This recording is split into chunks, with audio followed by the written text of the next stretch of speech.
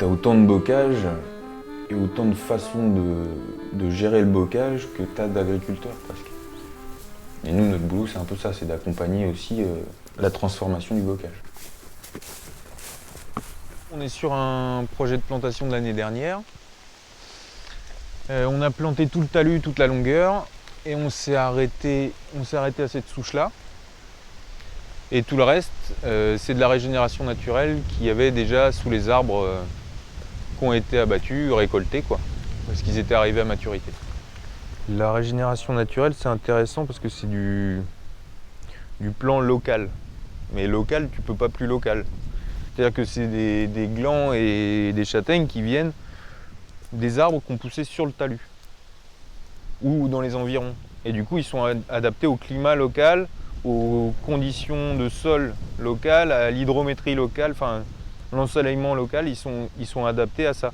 Donc ils pousseront mieux, d'une part parce qu'ils sont adaptés, que ceux qu'on va planter nous. Et en plus, ils pousseront mieux parce que on n'a pas détérioré leurs racines du tout en les déplantant et en les replantant. C'est-à-dire que le pivot, il va descendre tout de suite sur un chêne de 20 cm. Tu vas avoir un pivot de 50 cm, une racine pivot qui va descendre.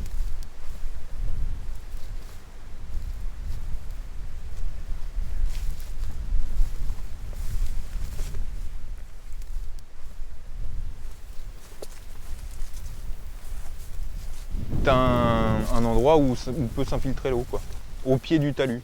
Donc elle peut se stocker là, et puis diffuser lentement avec les racines qui seront formées à terme, et du coup venir alimenter la petite zone humide qui est en contrebas. L'eau qui se stocke le long du talus, elle va venir glisser le long des racines.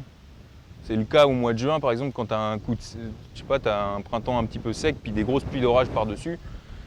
Si tu as un talus avec des arbres bien enracinés déjà, l'eau va pouvoir s'infiltrer le long des racines et descendre dans le sol, au lieu de ruisseler sur la parcelle, de remplir le fossé et puis d'aller couler directement à la rivière.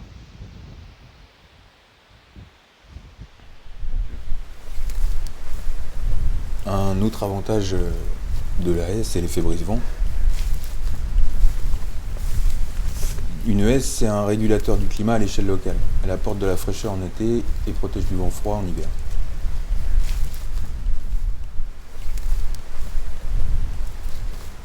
Par rapport au vent qu'on a là, tu as quand même une sacrée entrée d'air à cet endroit-là. Ça fait un couloir, tu as une haie, un bois, et du coup le vent il monte, il bute sur la colline. Là, quand on est un peu plus haut, on voit que ça remonte comme ça, donc ça accélère le vent. Et c'est pas forcément bon pour les bêtes, qu'il y ait trop de vent comme ça les stresse, quoi. Et puis il y a aussi l'ombrage, ça leur fait un point d'ombrage en plus. Et puis c'est quelqu'un qui valorise le bois en bois de scierie. Donc il a récolté des arbres sur le talus et puis sur d'autres. Des arbres arrivés à maturité qui font 80 cm de diamètre. Donc il pense à la génération d'après parce que la génération d'avant a pensé à lui et lui a laissé des arbres sur le talus.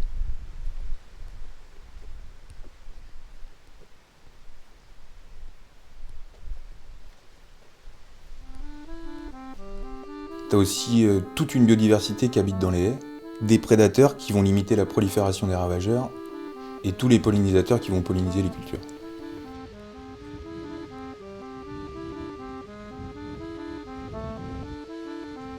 Le bocage, en fait, c'est tout un écosystème dont l'homme dépend. Il l'a créé et il en fait partie.